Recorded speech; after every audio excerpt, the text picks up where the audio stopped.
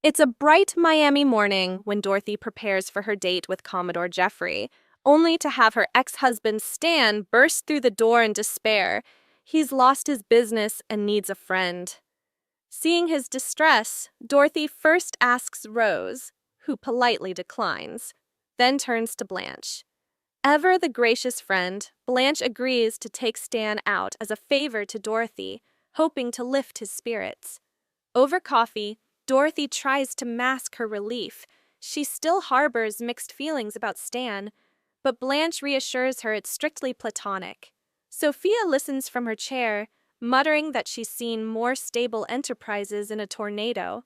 The promise of an easy favor sets the stage for complications neither woman anticipates. That evening at the Palm Ridge Club, Blanche arrives in a slinky emerald dress and finds Stan nursing a drink. What begins as polite small talk soon blossoms into genuine laughter and shared memories. Blanche is surprised by Stan's vulnerability, and Stan admires Blanche's confidence. By the end of the night, they're making plans for a second date. Back at home, Dorothy paces the lanai, unable to focus on Jeffrey's coming naval tales. When Blanche returns alone, Dorothy's forced relief quickly curdles into jealousy at Blanche's glowing smile. Blanche downplays it as friendly concern, but Dorothy's hurt is palpable. Meanwhile, Rose and Sophia launch Nyland and Petrillo's premium sandwiches from the kitchen, aiming to raise money for the senior center.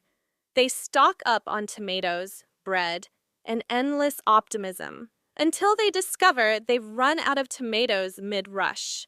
Unfazed, Sophia spins a tall tale about Uncle Vito to scare off disgruntled customers, securing their business reputation, if only temporarily. Their success attracts unwanted attention from a local mobster, Johnny No Thumbs, who demands a cut.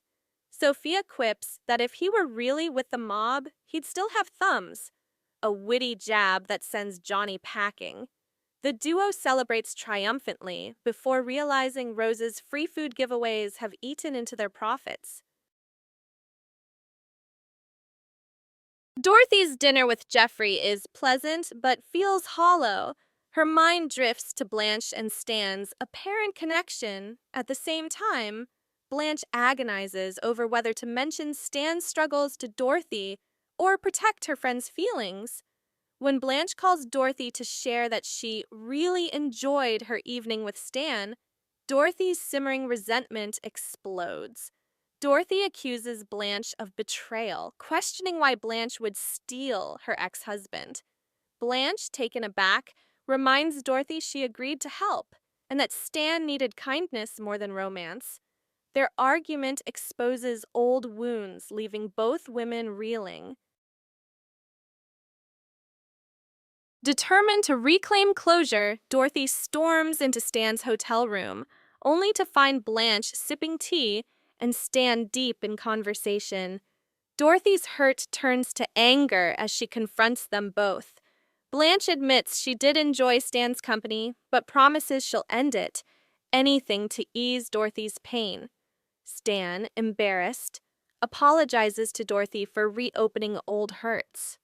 Dorothy watches Blanche walk away from Stan, realizing her fury masked relief, that Blanche cared enough to sacrifice her own happiness. The confrontation ends not with bitterness, but with a fragile understanding. Friendship sometimes means putting others first. Back at the house, Rose and Sophia pack up their sandwich stand. Profits may be low, but their spirits are high after surviving mob threats. Rose thanks Sophia for her quick thinking. Sophia grumbles about too much exercise, but secretly beams. Dorothy and Blanche return, offering conciliatory hugs. Blanche admits her date with Stan taught her that favors can have unexpected consequences. Dorothy acknowledges her jealousy stemmed from lingering feelings. Over late-night cheesecake, Rose's treat to offset sandwich losses, they toast to friendship's resilience. As the camera pulls away, the women laugh softly, ready for whatever adventures Season 2 brings.